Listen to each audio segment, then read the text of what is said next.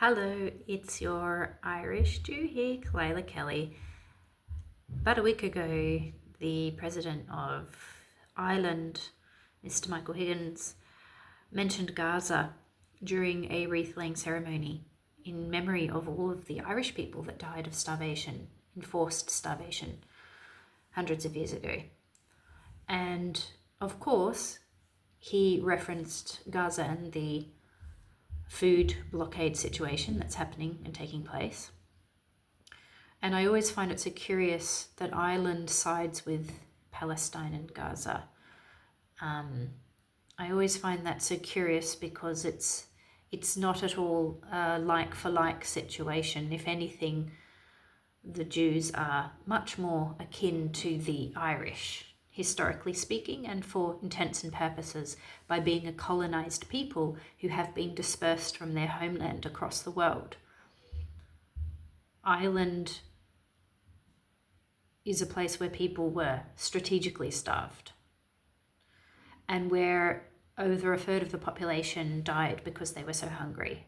And then hundreds of thousands more left the country and went over to the United States or went over to Britain because they were starving and they needed food.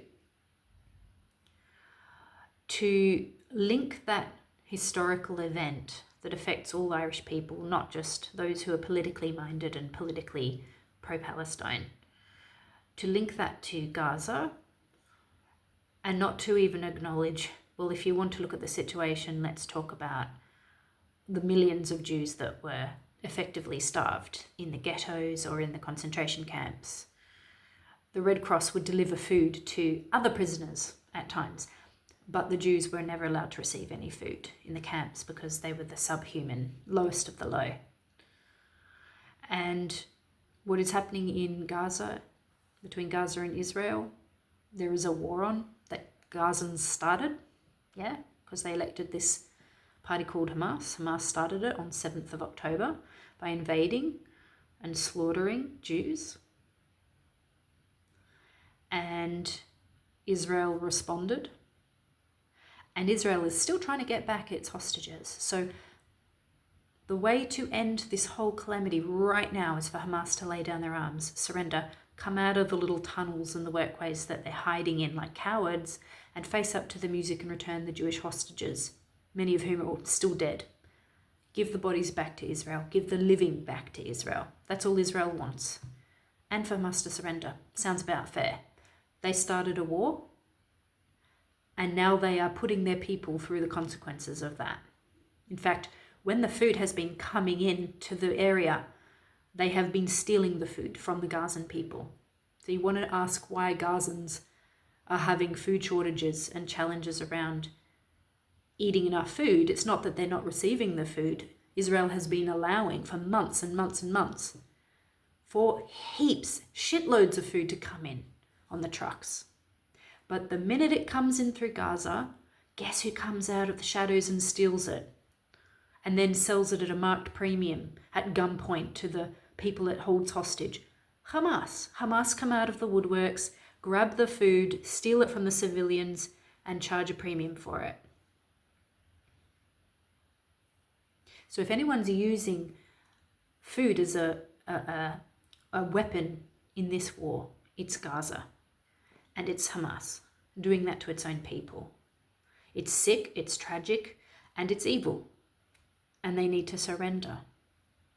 As an Irish woman and as a Jew, I just cannot get over the constant linking of Ireland to Palestine.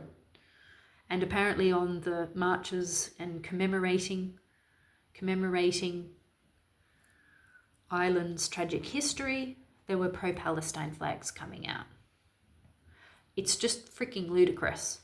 And these people are not helping anybody in Gaza. They are making things worse by constantly giving Hamas a free pass, by constantly accusing Israel of the most heinous crimes, by constantly acting like there's only one player in this situation and it's Israel. Israel is evil, it's painted black. Jews, of course, are painted black because they're horrible and miserly and like killing babies and starving people.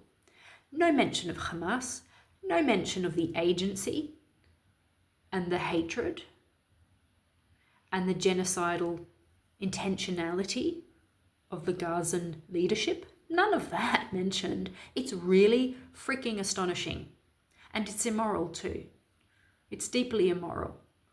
So I condemn this guy. Look at him. Where is he? Mr. Michael D. Higgins. So typically Irish. He looks like my family members. The white hair, the pointy nose. Yeah, the slightly pink skin. It happens to us all.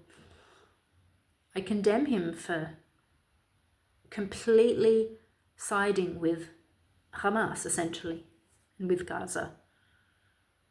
Nobody's saying that suffering isn't happening, but let's lay blame where it's due and let's finish it. If you don't want people to be malnourished, to be starving, to have issues accessing food, which they shouldn't have.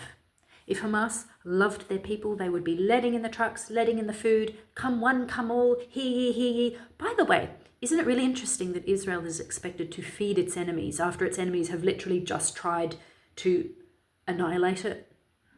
After its enemy literally came out swinging on October 7 and killed over 1,200 people and took hundreds of hostages? I mean, isn't it incredible that Ireland is expected to feed the enemy?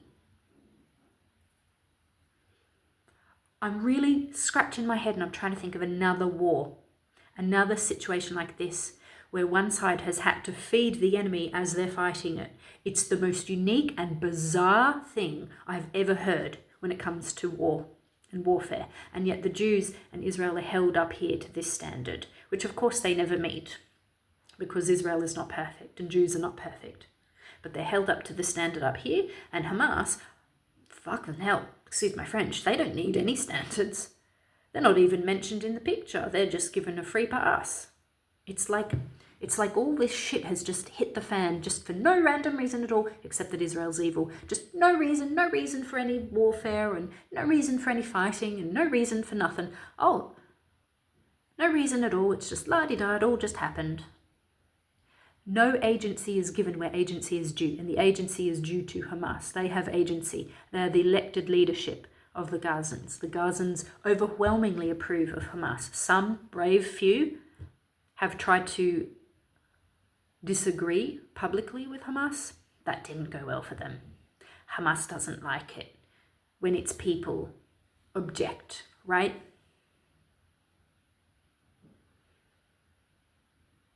So I would suggest to Ireland that instead of celebrating and enabling these sick monsters in Gaza, doing this to their people, I would suggest that you use your voice. You use your voice and your history to say, hey, this is a shit situation. We know because we went through it. It has to end now. Hamas, lay down your arms.